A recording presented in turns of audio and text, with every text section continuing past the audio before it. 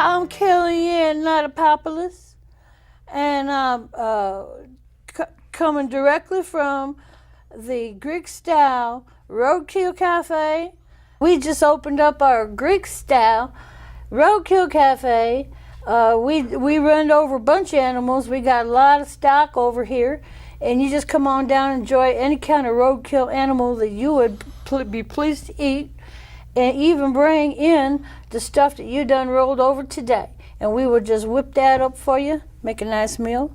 This here's Bobbi Bear. Hello, Bobbi. Say hi to the people. Hi, people. He was our first stock. We came up this way to buy some property, and lo and behold, this bear was in the road. Cletus done knocked him out, and we took him into the kitchen, started cooking him up right away. And you know what? He kept on talking.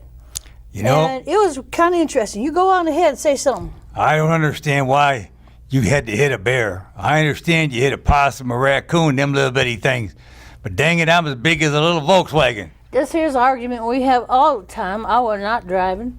Cletus, he don't have good eyesight at night, and you know, with night and one no moon, so there you go. I can't do nothing about that, but we do have some interesting chats, and he's here available to the customers. Pop them right on your table. Have a good chat. Just don't ask about Cletus. Don't ask about Cletus. Don't forget that. Anyway, we got wonderful bear stew. Jerk. That thank you, Bobbi. We appreciate your contribution to our capitalistic venture here. So as long as it lasts, we got our stew here. Bear stew is so good. And we got a whole passel of chipmunks running across the road. So we gathered them up, and we got 5 for $1, deep fried. And Yeah, I go didn't on. live a very clean life, so when you have the bear stew, don't be surprised if you get a little buzz on. Well, you know, that's private business, I would say. Sometimes I don't know what to do with you, Bobbi. Well, anyway, You didn't have any problem making the stew and the Yeah. parboil and the ribs. I know what to do with that, and you will find that out when you come on down. I'm going to fix up something for you right now. It's going to be a little bit of possum stew, and we're going to put these onions in here, and we're going to put this here parsley. You know that onions make my eyes water. I'll push them over this way. Thank you. All right. So now, then we take them little animals and get that skin off. You don't want to eat that skin.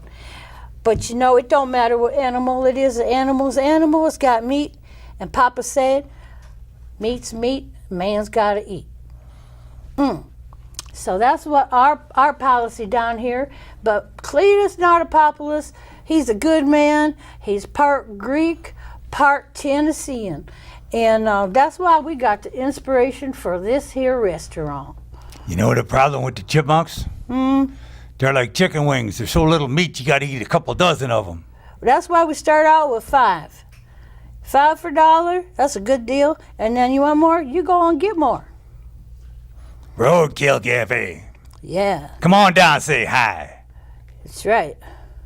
Get yourself a Greek-style pizza with any kind of animal that you bring on in from the road. You got pizza now?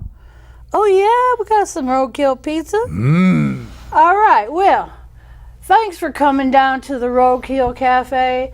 Greek-style delicious roadkill for you all right here in West Philly, Tennessee. West Philly, Tennessee. Did I say that right?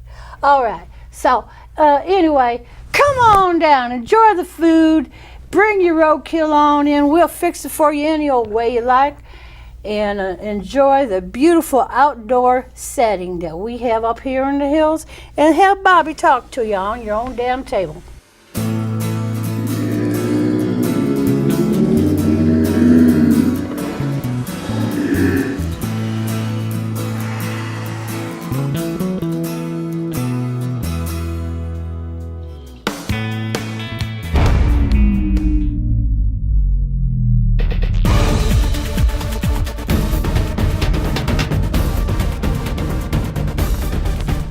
Ed, do you ever think about the fact that cannibalism is ecologically sound? Test, test, test. Yeah, it is, isn't it? Except when they spit the hair out. fish get fur balls. You know that? You're serious. Oh, yeah. I knew I'm cats serious. did and dogs do and people do, but I fish didn't know get- fish did. They sure do, Art. Well, now wait a minute, Pat. If a cat gets a fur ball and human beings could get something similar, wouldn't a fish get a scale ball? Scalable. Scalable. And it might be scalable to the size of the fish. Well, that Scalable, just okay. I mean, that just All makes right, sense. so let's start this news thing here that we're going to do. Hey, I'm Pat Caparucio, and I'm here with my co-host Art Serpernet, and we got the news for you from WRNG TV, and we consider it alternative news. None of it's real, so you believe what you want. It's actually kind of a different look at the truth. Like a different look at art. You like that, huh? I So do absolutely I. like that. So Art, you got some pretty cool stories today. What's your first one we're going to talk about? Well, to start with, the National Institute for Pomp and Pageantry has declared all beauty contests illegal. In a memo they put out, they stated, after all, beauty is only a light switch away. I thought it was in the eye of the beer holder. I'm going to be careful. Hey, so there's something really exciting going on here in the studio today. We have an attorney, Marion, that's going to tell us about sologamy. Hey, welcome to Legal Shorts, or I forgot, we changed it to Legal Briefs. We're here with Marion Goodwright of the law firm of Marion, Goodwright, and Goodwright. I guess there's a lot of commingling going on in that law firm. Today we're going to talk about sologamy, or sologamy as I like to call it. And sologamy is the practice of marrying yourself. Yes, that's right, folks. It's become very popular today. And Marion here is going to tell us a little bit about it. How are you today, Marion? I'm fine. How are you? Oh, I'm doing pretty good. You're looking Okay. great today. I like Well, the new thank glasses. you. Thank you very much. All right. You didn't look so good when we had that custody case, but Well, it just, you know, when I cry, it just shows. yeah, when you cry, you always win in court. I do. Yeah, It's she's one known of as my- the court crier. one of my tricks. One of your now it's out. You're going to get a lot of business from it. So there's a new thing going around called, how do you pronounce that? Sologamy or sologamy? Well, it rolls off the tongue better if you say sologamy. That's Sologamy. what we've been saying around the office. It's kind of a new thing. A few people have been, out in California, right? Mm-hmm. And so it got in the news because this young star, a young fellow, that he decided that he was good enough for himself and he was going to marry himself. Oh, was that Jim Carrey? It was his best friend. Oh, his best friend Yeah. Ben. Yes. Ah, that's right. I heard about that. So he couldn't find any paperwork with which to make it legal. So this gets into all of the state-supported necessary structures that one would need for this type of legal setup. Okay. And is there a license required for sologamy? This is something that has to be determined. It's a whole new field. Yeah, probably the family law practitioners would be very interested in this going forward, because certainly a person that marries himself, they could adopt.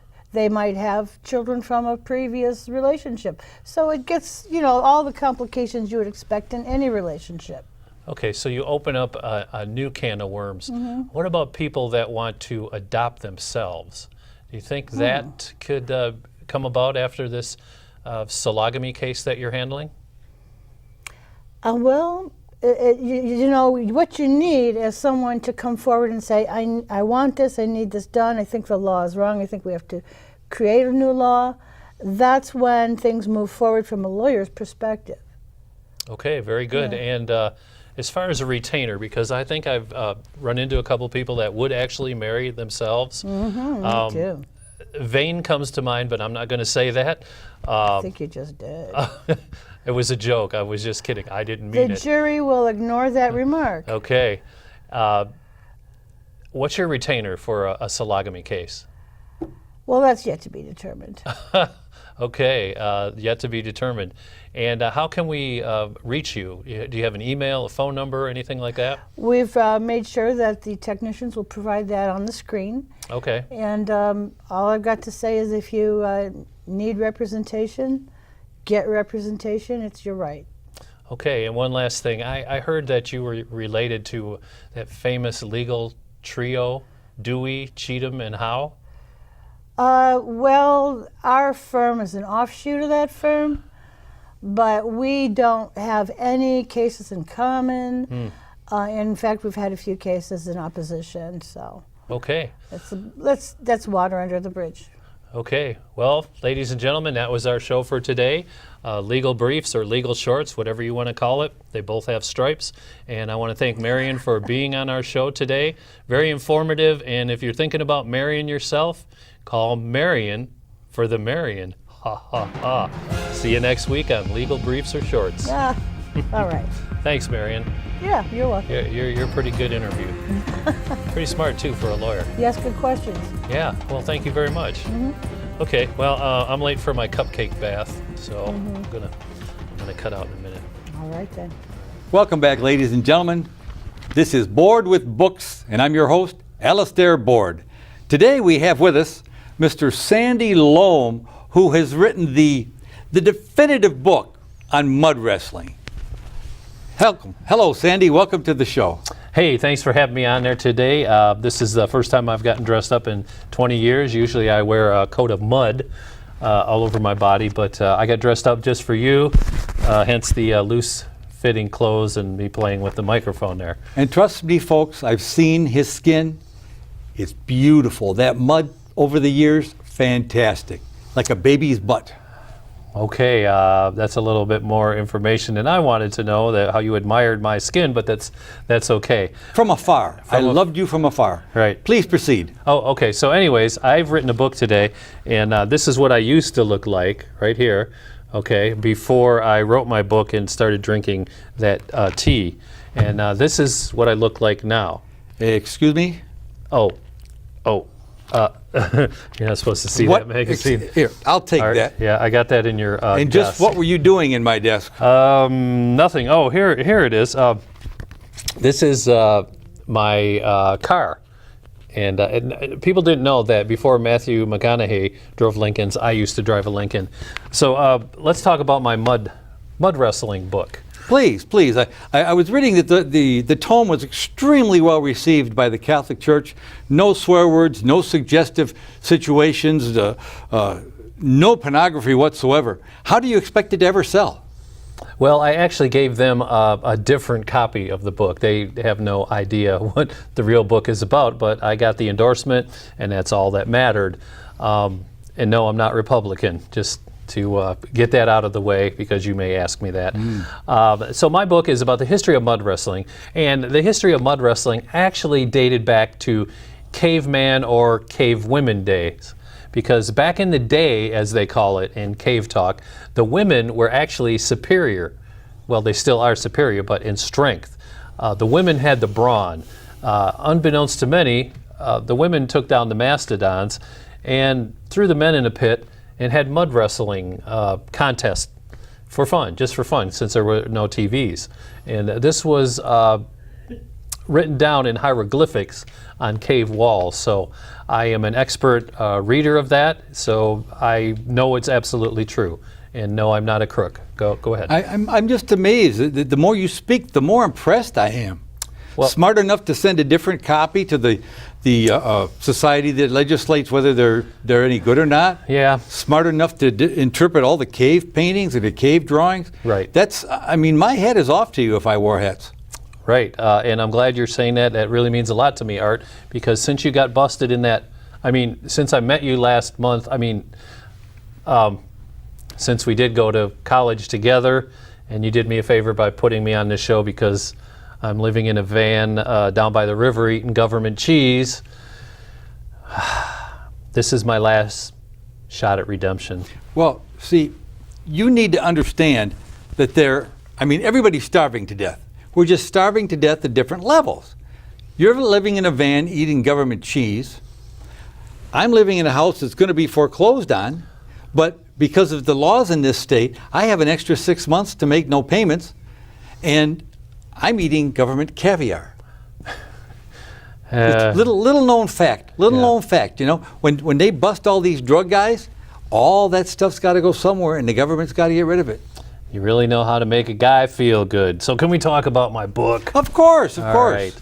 So it's a little known fact that after the caveman or cavewoman days, as I like to call it, mud wrestling was very popular in the 2nd century, and it was made popular by Pope Pius III. Pope Pius liked to mud wrestle all sorts of people. He made fame when he mud wrestled an elephant and won. That's how strong this Pope Pius III was. Must have been the strength of his faith, the It was- firmness of his conviction. That's right. It was the But strength let's of his move on up faith. to, I believe it was 451. There was a Pope Hilarious. He was Greek, but Right. his name was actually Pope Hilarious. Right. Did he have any connection to the mud wrestling? He did have a lot of connection to the mud wrestling, and Pope Hilarious actually founded the first Saturday Night Live Really? sketches. Yep, Mo- believe it or moving- not. I laughed just thinking about it because his first sketch on Saturday Night Live was mud wrestling a nun in a public square. And guess who won? The nun. Of course, women are stronger. Sure. Don't mess sure. with a woman. Let's move forward a few centuries here. Sure. I read in your book. Now I did read the book. Fast. I couldn't put it down last night. Okay, Fascinating. good. Is it true that Mary Todd Lincoln was a closet mud wrestler? It is true because Mary had a little lamb and its fleece was white as snow until she got a hold of it and wrestled it in the closet. And that's where the black sheeps came from? That's where the black sheep came from. It's all documented in my book. And I think you're giving a little bit too much away. Maybe we're there. being a little bit too specific. Yeah, folks. one last question. Come on, I got to sell a lot of books because I don't like government cheese. Well, and again, I don't mean to give too much away, Okay. but I saw where Monica Lewinsky is now mud wrestling. She is. Yep. She's mud wrestling for purses. That's right. If you beat Monica Lewinsky, you get a lifetime supply of Monica Lewinsky purses. Unbelievable. And she's a multimillionaire now. Ladies and gentlemen, Yes. I want to thank you very much. Okay. This has been Board with Books with Alistair Board. So, tell me more. I mean, I just couldn't believe some of the facts that came out. Well, greasing pigs to mud wrestle them was popular in the 50s in the McCarthy era. McCarthy used to mud wrestle pigs to get his red on. Really? Yep. That's how he became so obsessed with this whole red scare. He was really afraid of pink pigs. And also in your book, it mentioned that Nancy Reagan was also like a closet mud wrestler, just like Mary Todd Lincoln? She was a closet mud wrestler, but more of a closet whipper. She used to whip Ronnie around. Come on, get out there and wrestle. Get out there, you bum. Well, I can believe that the way he acted a lot of the times. Yeah, I mean, she had that real deep voice like in Rocky. Come on, you're a bum. Get out there, Ronnie. You got to chase the chicken. You got to run this country. So all that time he was only acting like he was normal. Well, he was an actor. Come yeah. on, dude. So yeah, that's I'm glad this is not on the air or anything, but there's some other really cool stuff. no. Like He Who Will Not Be Named actually met his wife in Russia at a mud wrestling contest. She whooped the snot out of him. I mean, he was flat on his back, crying like a baby, squealing like a pig. You know what? I'll bet you that's what happened to his hair. Yeah. I'm sorry. We're not getting into the really. high sign. We've got to vacate the studio. Oh. But this has been just fascinating. Yeah. Just Well, fascinating. thank goodness this will never air, correct? This section? No, We're no. not doing something where we're rolling behind the scenes and 20 years later when I'm running for an office, I'm going to get in trouble or maybe win because of it. Well, I don't think you can file if your address is a van down by the river. Good point. I'm going to have to get into a place. They're giving us, they're past the high sign. They're starting to throw things. We better go. Yeah, you too. Yeah, I don't care if you are in the union. AW this and that. Bah. If there was only two of them, I wouldn't care, but they've each got two brothers that work here too, so we'd better go. Yeah, I'm at the bookstore. I'm here to say I got the best book in a certain way. You got to come here and you got to come now. Bye, or I'll turn into a cow. Well, now I know why you're a writer. All right, thanks for having me on, dude. You're the best. All right, see you on Channel 7. Hi, this is Scott Taylor in front of the Yahoo building. On June 30th, 2017, Verizon will merge with Yahoo after a $4.5 billion purchase in 2016 and a $300 million discount after it was learned that Yahoo was hacked. Also, Verizon announced the merger of AOL and Yahoo, and under this merger will be called Oath. I wonder how many employees would take an oath to tell the truth. This is Scotty Taylor at WRNG TV. See you next week. All right, get off the property. Get off the property.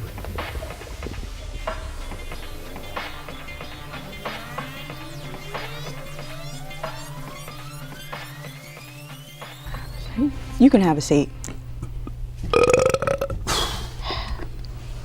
Would you have any idea why I called you in my office today, Mr. Hall?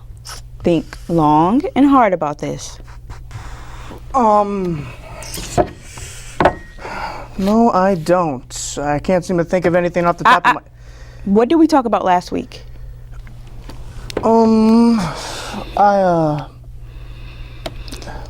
Mr. Hall, the women in this establishment haven't seen a fine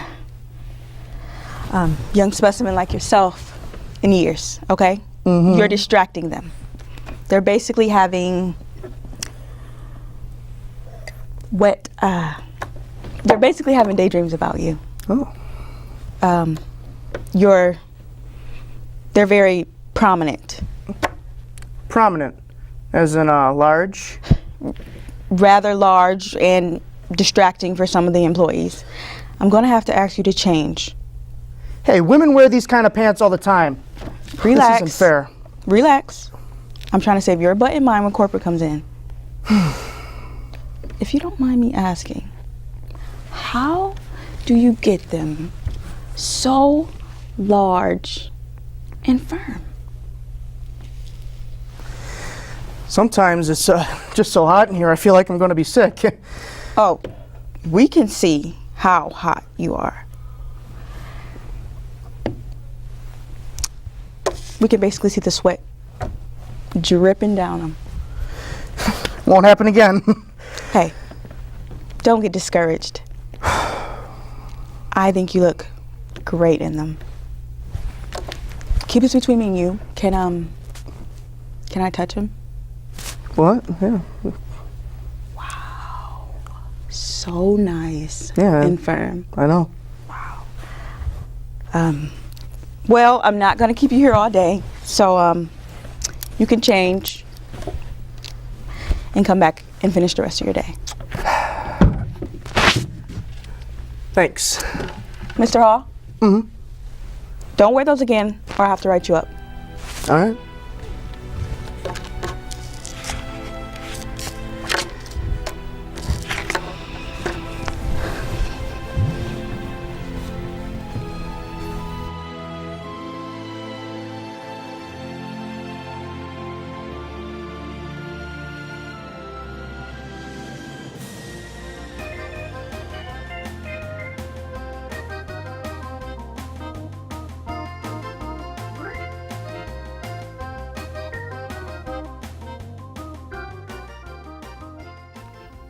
Welcome to the fabulous political conference.